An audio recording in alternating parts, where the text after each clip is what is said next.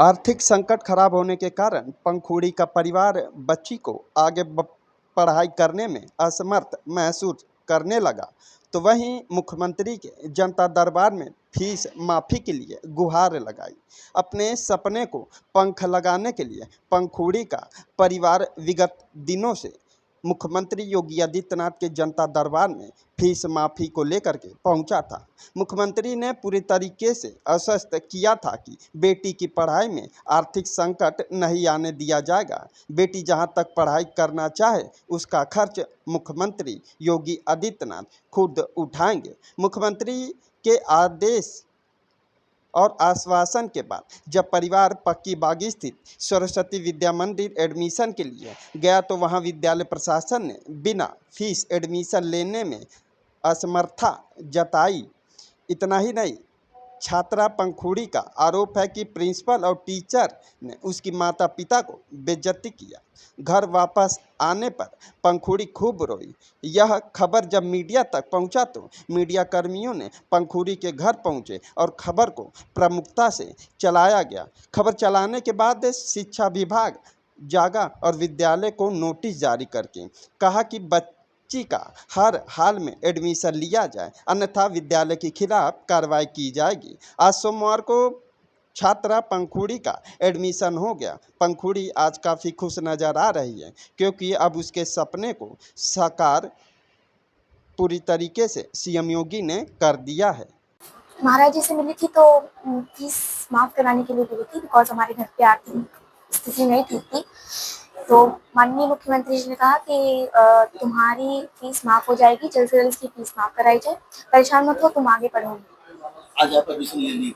जी, आज एडमिशन हो गया। नहीं, आज कोई प्रॉब्लम नहीं है। क्या कहा प्रिंसिपल ने? प्रिंसिपल ने कहा कि जाओ तुम क्लास अटेंड करोगा।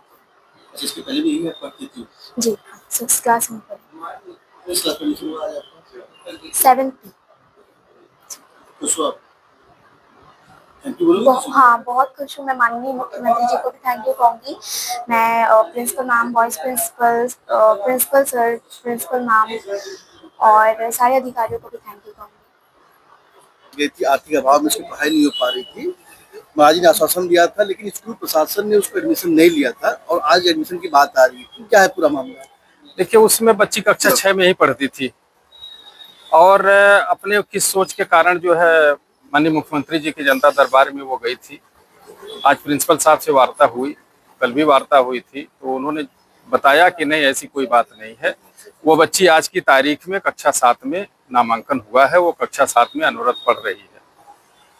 तो जो ये मामला आ रहा था कि उसका एडमिशन भगा दिया गया था, नहीं, कहीं से ऐसा कोई प्रकरण ऐसा नहीं था। फीस की बाध्यता नहीं सामने आ रही थी। अब कारण क्या था कि क्यों इस तरह की स्थिति आई, लेकिन विद्यालय प्रशासन आज की तारीख में पूरे सहयोग के साथ वो कक्षा 6 में यहाँ पढ़ी थी, कक्षा 7 में भी वो अपने सेक्शन में बैठ करके अध्ययनरत थी। तो क्या हुआ, उसकी फीस के लिए क्या किया गया? आपसे क्या बताया गया है स्कूल प्रशासन की तरफ से? नहीं, स्कूल प्रशासन की तरफ से मुझसे फीस की कोई चर्चा नहीं की गई। उसकी फीस माफी हो जा रही है कि उसको देना पड़ेगा फीस? नहीं, ये चूंकि विद्या भारती संस्था के द्वारा यह संचालित होता है, प्रिंसिपल साहब का यह है कि विद्या भारती परिषद के उस संस्था के सामने उस बात को रखी जाएगी और जैसा निर्णय हो जाएगा। लेकिन ये उन्होंने आश्वासन पूरी तरह से दिया कि बच्ची अब अनुरत यहाँ पर अध्ययनरत रहेगी। आर्थिक अभाव में नहीं, आर्थिक अभाव का कारण आएगा ही नहीं उसी शिक्षा में। क्या नाम है आपका? मैं नरेंद्र सिंह, और डीआई साहब के निर्देश पर मैं प्रिंसिपल साहब के पास आया था। मैं उसमें संयुक्त शिक्षा निदेशक कार्यालय में मंडलीय उप निरीक्षक संस्कृत पद पर कार्यरत हूँ।